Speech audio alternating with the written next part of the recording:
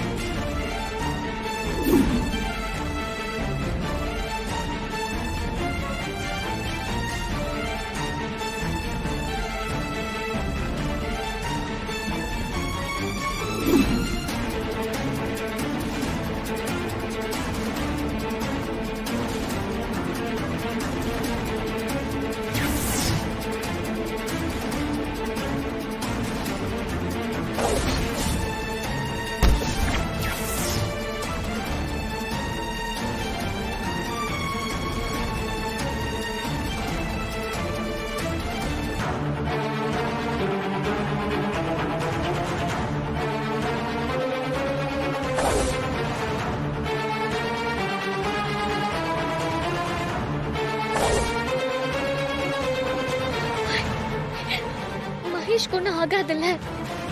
அவரை காப்பாத்தணும்ன்ற நல்ல எண்ணத்துல தான் போனேன். ஆனா கடைசியில இப்படி ஆயிடுச்சு. ஒருவேளை நான் போகாம இருந்திருந்தா மகேஷ்க்கு இப்படி ஒன்னும் ஆயிருக்காதுல்ல. இப்ப எதுக்கு பயப்படுற? அவனுக்கு ஒன்னும் ஆகாது. நடந்த எதுக்கும் நீ காரணம் இல்ல. கொஞ்சம் பொறுமையா இரு. டாக்டர் வரட்டும், என்ன கண்டிஷன் கேட்போம்.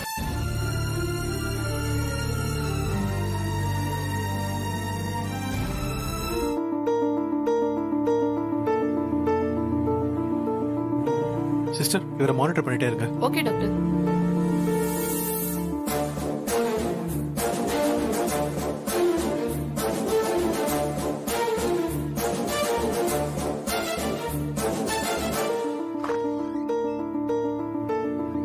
டாக்டர், இப்ப எப்படி இருக்காரு? ஒன்னும் பிரச்சனை இல்லையே? கத்தி குத்தால எந்த பிரச்சனையும் இல்ல. அதுக்கு தையல் போட்டு சரி பண்ணிட்டோம். ஆனா பின் மண்டையில பலமா அடிபட்டிருக்கு. ப்ளீடிங்கும் ரொம்ப அதிகமா இருக்கு. அதனாலதான் இப்ப அவரு சுயநினைவே இல்லாம இருக்காரு. கிட்டத்தட்ட கோமா ஸ்டேஜ்ல இருக்காரு. கோமாவா? கோமா ஸ்டேஜ்ல இருக்காரா? ஆமா, அந்த ஸ்டேஜ்ல தான் இருக்காரு. எப்ப கண்மொழிப்பாருன்னு தெரியாது. இருந்தாலும் நாங்க ட்ரீட்மெண்ட் பண்ணிட்டு தான் இருக்கோம். நீ அங்க வரணும். அங்க வந்து ரேவதி கிட்ட உனக்கும் உன் குழந்தனுக்கும் இருக்கிற தப்பான உறவை பத்தி சொல்லணும். அப்பதான் என் மேலயும் என் மாப்பிள்ள மேலயும் இருக்கிற கோவம் அவளுக்கு போகும். அட்லீஸ்ட் அவ ஒரு சந்தோஷமான வாழ்க்கையாவது வாழ்வா. ஓ, உங்க பொண்ணு சந்தோஷமா வாழ்க்கைய ஆரம்பிக்கிறதுக்காக நான் இத செய்யணுமா? சரி, ஓகே. அப்புறம் வேற என்னெல்லாம் செய்யணும்? என்னடி நக்கலா? என்கிட்ட வேலை பார்த்த குடும்பம் நீங்க. என்னையே நக்கல் பண்ற அளவுக்கு வந்துட்டியா? மரியாதையா வந்து உண்மையை சொல்லு. நான் இருக்கிற நிலைமையில எனக்கு பயமே விட்டு போச்சு. அந்த அளவுக்கு டிப்ரெஷன்ல இருக்கேன். அது சரி, நான் வந்து உண்மையை சொன்னா உங்க பொண்ணு சந்தோஷமா இருப்பா. அதனால எனக்கு என்ன பிரயோஜனம்? என்ன சொல்ற? எனக்கு அதுல ஏதாவது ஆதாயம் இருந்தா தானே உண்மையை சொல்ல முடியும். சும்மா வந்து சொல்றதால எனக்கு என்ன லாபம்? இங்க பாருங்க, என் மகேஷ் கிடைச்சிட்டானா நான் ரேவதி கிட்ட மட்டும் இல்ல, எங்க வேணாலும் வந்து உண்மையை சொல்றேன். இங்க பாருங்க, எனக்கு அவன் கிடைச்சிட்டா போதும். நான் யார் வாழ்க்கையிலும் குறுக்க வர மாட்டேன். ஆனா மகேஷ் கிடைக்காம நான் எந்த உண்மையும் சொல்ல மாட்டேன். என்ன இது? இவ சொல்றத பார்த்தா மகேஷ இவ அங்கிருந்து கூட்டிட்டு வரல போல இருக்கு. அப்ப யாருதான் அவனை அங்கிருந்து கூட்டிட்டு போயிருப்பாங்க? ஒண்ணுமே புரியலையே. என் வாழ்க்கையில ஒரே சந்தோஷம் மகேஷ் மட்டும்தான். அவன் மட்டும் எனக்கு கிடைச்சிட்டா போதும். அவனை எங்கேயாவது கூட்டிட்டு போய் நிம்மதியா சந்தோஷமா இருப்பேன். அப்ப கன்ஃபார்ம்டா மகேஷ் இங்க இல்ல.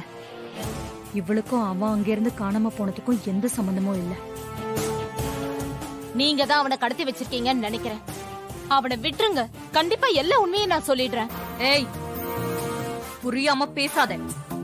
அப்படி நான் அவனை கடத்தி இருந்தா நான் எதுக்கு உன்கிட்ட வந்து உண்மையை சொல்ல போறேன்? மகேஷ வச்சே ரேவதிக்கு எல்லா உண்மையும் தெரியற மாதிரி நான் பண்ண மாட்டேன்.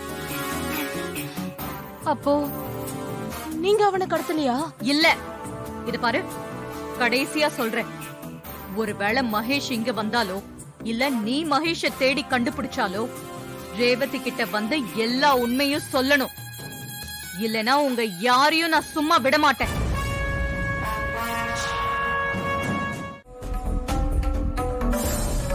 என்ன மாப்ள, 2 பேரும் எங்க போனீங்க? ரொம்ப நேரம் ஆளை காணோம்.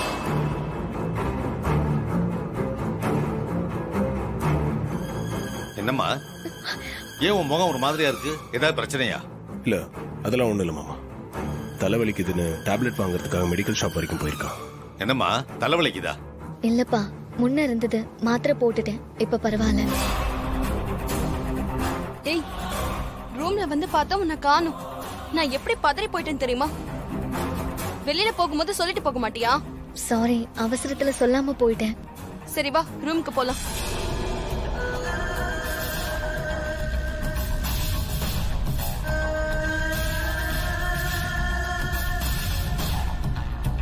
மாமா, அத்தை எங்க? அவங்கள காணோம். அவ ஏதோ முக்கியமான வேலை போயிட்டு இப்ப வந்துட்டு சொல்லிட்டு போனாப்பா. சீக்கிரம் வந்துருவா. அவ வந்த அப்புறமா ஃபங்க்ஷன் ஆரம்பிக்கலாம். என்ன மாப்ள யோசிக்கிறீங்க? இல்ல, ஒண்ணும் இல்ல மாமா.